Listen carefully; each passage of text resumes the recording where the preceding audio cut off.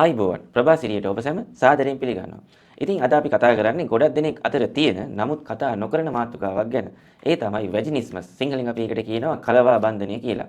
ඉතින් මේක ගැන මනෝවිද්‍යාත්මක වාර්තාවක් ඇසුරින් කරුණු පහදා ගැනීමට අපි උත්සාහ කරමු. ඉතින් මම ශ්‍රීමාල් ප්‍රභාසිරි වෘත්තීය මනෝවිද්‍යා උපදේශකයෙක් විදිහට කටයුතු කරනවා. ඉතින් අපි බලමු මේකට කොහොමද මනෝවිද්‍යාත්මක ප්‍රවේශයකින් කරුණු පහදා ගන්න කියලා.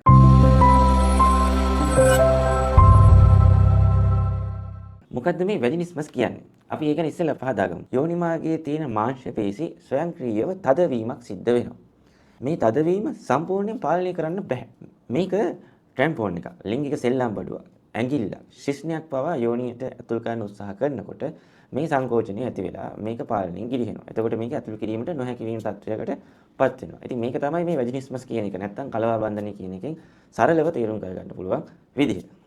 ලෝක සෞඛ්‍ය සංවිධානයේ නවීන වර්ගීකරණයට අනුව වැජිනිස්මස් කියන එක තනි රෝගයක් විදිහට වර්ගීකරණය කරලා නැහැ. ඒක ජෙනිටෝ පැල්වික් පේන් ඩිසෝඩර් යටතේට අරගෙන තියෙනවා. ඒ කියන්නේ GPPD කියන කැටගරි එකකින් තමයි ඒක වර්ගීකරණය කරලා තියෙන්නේ. ඒ කියන්නේ මේක දැන් එන්න ආසියානු රටවල් වලින් වැඩි හරියක් වාර්තා වෙන හින්දා ඔවුන්ගේ මේ වර්ගීකරණයක් වෙනස් වෙලා තියෙනවා. ඒකට ඒක තනි රෝගයක් විදිහට නෙමෙයි රෝගාබාධ කීපයක එකතුවක් විදිහටත් මේ වැජිනිස්මස් එක හඳුන්වලා දීලා තියෙනවා.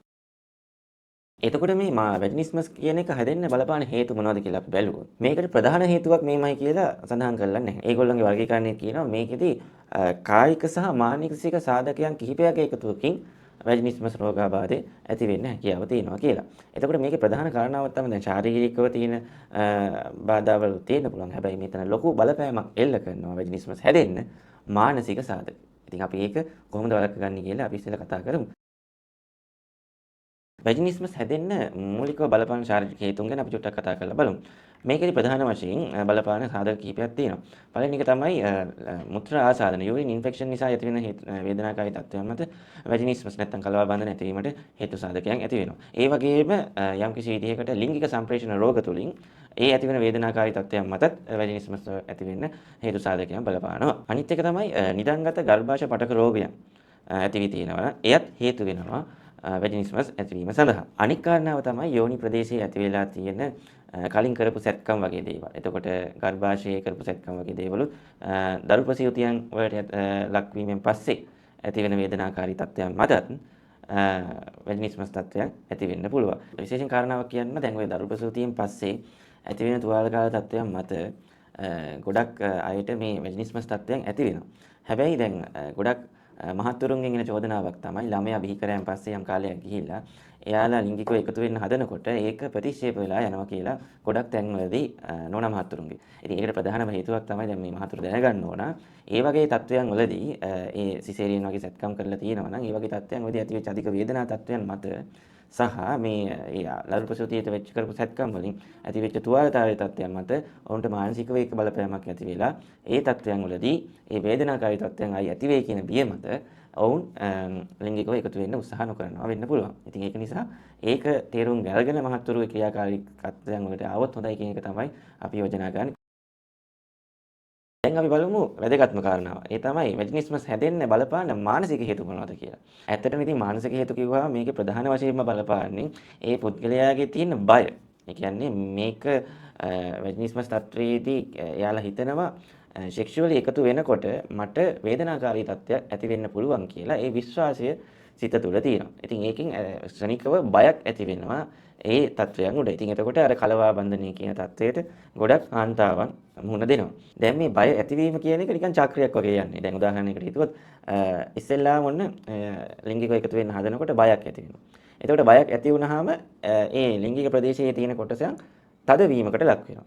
ඒක තදවීමකට ලක් වුණාන් පස්සේ ඒක දැන් ලිංගික දේ කාර්ය නියත වෙන්න හදනකොට ඒ ශිෂ්ණයක් හෝමෝනයක් හොදයක් ඒක ඇතුල් කරන හදනකොට එතකොට වේදනාව හට ගන්නවා. මොකද අතන ඒ ටික තද වෙලා තියෙන හින්දා. ඉතින් මේක හැමතිස්සෙම මොකක් රොටේෂන්ස් වෙනවා. දැන් උදාහරණයකට ඔන්න ආයි බය වෙනවා.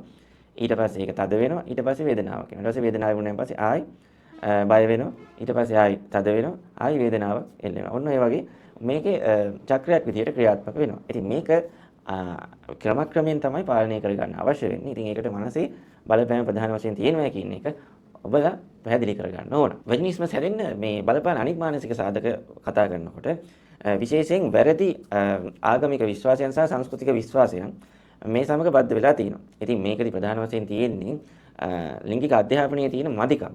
ඉතින් මේ මදිකම හින්දා ගොඩක් අයට මේ තත්ත්වය මානසිකව හට අරගෙන තියෙනවා.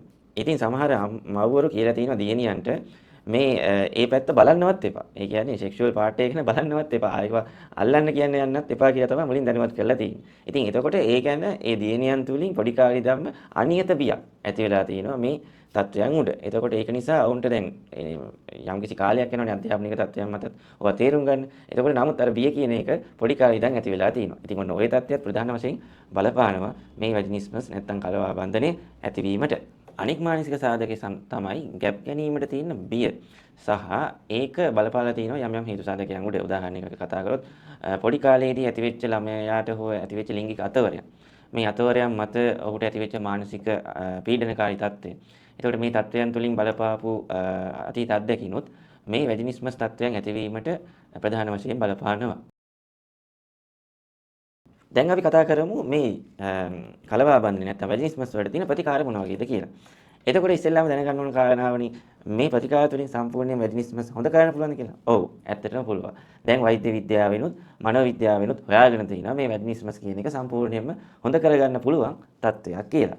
ඒ කියන්නේ මේකට වෛද්‍ය ප්‍රතිකාරات භෞතික චිකිත්සා ක්‍රමත් මනෝවිද්‍යා උපදේශනත් භාවිතා කළා. ඒ කියන්නේ අපි කියන බහුවින්‍ය ප්‍රවේශය කියලා එකට අපි කියන්නේ. ඒ තුන් දෙනාගේ උදව් ඇතුව වැජිනිස්මස් කියන தත්ත්වය සම්පූර්ණයෙන් හොද කරන්න පුළුවන් කියන දේ සඳහන් කරලා තිනවා විශේෂයෙන්ම ඔය ලෝක සෞඛ්‍ය සංවිධානයේ නිර්දේශයන් තුල. ඉතින් දැන් මගේ ශාස්ත්‍රයෙන් තියෙන දේවල් ටික මම කතා කරා. දැන් මේක වැජිනිස්මස් වලට කරන මනෝවිද්‍යාත්මක ප්‍රතිකාර ක්‍රම මොනවද කියන එක ගැන අපි දැන් කතා කරන්න උත්සාහ කරන්නේ. ඉතින් මේකෙදි අපි දැන් ප්‍රධාන වශයෙන් අඳුරගත්තනේ මනෝවිද්‍යාවෙන් ප්‍රධාන වශයෙන් කාන්තාවකට මේ වැජිනිස්මස් හැදෙන්න බය කියන සාධකය බලපානවා කියලා. එතකොට මේ බය කියන සාධකයේ ඇති වුණාන් පස්සේ එයාගේ මේ ඇති වෙන තත්වයන් පාලනය කර ගැනීමට අපි කියනවා CBT කියලා ප්‍රතිකාර ක්‍රමයක් තියෙනවා. එතකොට මේ මෙතඩ් එක යූස් කරලා මේ වැජිනිස්මස් තත්ත්වය පාලනය කරන්න සහ මේක නැති කරලා දාන්න අපි උත්සාහ කරනවා. එතකොට ඒකට කොට ප්‍රධාන වශයෙන් ඔහුගේ බය නැති කිරීම තමයි මේ ප්‍රතිකාර ක්‍රමයන් තුලින් සිද්ධ කරන්නේ. ඒ කියන්නේ ඇත්තටම කිව්වොත් මේ සමහර කාන්තාවන්ගේ මේ ලිංගික අධ්‍යාපනය කියන එක ගොඩක් අඩු තත්ත්වයන් වල තියෙනවා. එතකොට ඒ වගේ දේවලුත් CBT ප්‍රතිකාරයන් තුළදී අපි පහදා දෙනවා කොහොමද මේ දේවල් අපි අවබෝධ කරගන්නේ කියන එක. ඒ වගේම මේ CBT ප්‍රතිකාරය තුළදී අපි හඳුන්වලා දෙනවා මේ ලිංගික එකතු වීම වේදනාකාරී කියලා සිතුවිල්ලක් හිතේ තියෙනවා නම් අපි සිතුවිලි ටික අඩු කරවලා ඒකට ධනාත්මක සිතුවිලි එකතු කරලා ඉවරලා ඒ සහසම්බන්ධතාවය ඇති කර ගැනීමට අපි සහකරුවට සහකාරියටත් උදව් කරනවා. ඉතින් ඒක විශේෂයෙන්ම මේ CBT ප්‍රතිකාරය තුළින් අපි සිද්ධ කරනවා. අනිත් ක්‍රමය තමයි ක්‍රමානුකූලව සංවේදීතාවය අඩු කිරීම. අපිට ඒ කියනවා සිස්ටම් ඩිසෙන්ට්‍රලයිසේෂන් කියලා. ඒ කියන්නේ අපි ටික මේ ලිංගිකත්වයේදී මේ ඇති වෙන බිය පාලනය කරන්න අපි උත්සාහ කරනවා. උදාහරණයකට දැන් යෝනි මාර්ග විස්තරණය කරන උපකරණ තියෙනවා. එතකොට මේකේ පොඩි තැනින් ඉඳන් ප්‍රමාණය විශාල වෙන්න ඒ යෝනි විස්තරක උපකරණ හදලා තියෙනවා. ඒකට අපි ඩයලේටර්ස් කියන්නේ ඒවට.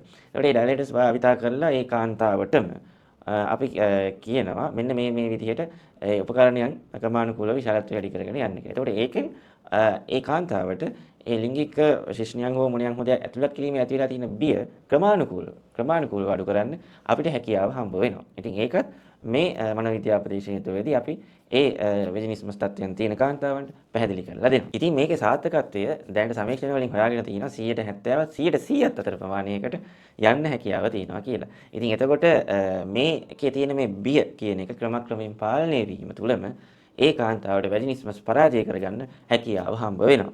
ඉතින් ඒකට මනෝවිද්‍යා උපදේශනය කියන එක ඉතාම වැදගත්. අනිත් කාරණාව තමයි අපි තවත් මනෝවිද්‍යා උපක්‍රමයක් විදිහට සහනශීලී පුහුණුව. අපි කියනවා රිලැක්සේෂන් ට්‍රේනින් කියලා. එතකොට අපි මේ වගේ දේවලුත් ඒ කාන්තාවට මේ ලිංගිකත්වයට තියෙන බිය වෙජිනිස්මස් ඇති වෙන තත්ත්වයට බලපාන හේතු අඩු කිරීමට ඒ රිලැක්සේෂන් ට්‍රේනින් කියන එකත් අපි සිද්ධ කරනවා. ඉතින් අපේ සායනයන් වලට ආපු ගොඩක් කාන්තාවන් අද මේ තත්ත්වය ජයග්‍රහණය කළා කුළුදුල් දරුවන් ලබාගෙන සතුටින් ජීවත් වෙනවා කියන එකත් අපිට දැනුවත් කියලා තියෙනවා. ඉතින් ඒකත් අපිට ලොකු සතුටක්. මේක සම්පූර්ණයෙන් පාලනය කරන්න පුළුවන් තත්ත්වයක් කියන එක ඔයාලා මතක තියාගන්න ඕන. දැන් මේකේ තව විශේෂ කාරණාවක් තියෙනවා. ඒ තමයි සහකරුවගේ සහයෝගය මේකට අනිවාර්යෙන් අවශ්‍ය වෙනවා. දැන් අපි උදාහරණයකට කිව්වොත් සමහර සහකරුවෝ ඉන්නවා මේ සම්බන්ධයෙන් දැඩි දෝෂාරෝපණයක් බිරිඳට එල්ල කළා.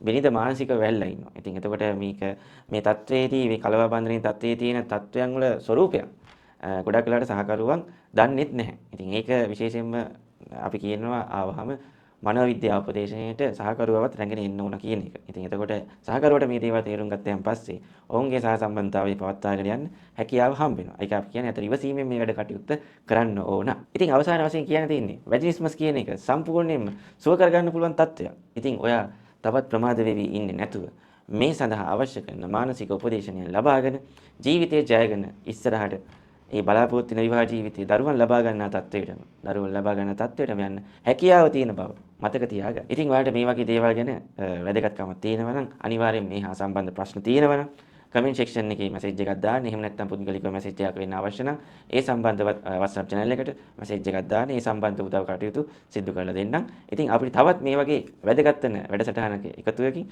හමු වෙනතුරු අදට සමු ගන්නවා. ඔයාලා සියලු දෙනාට බොහොම ස්තුතියි.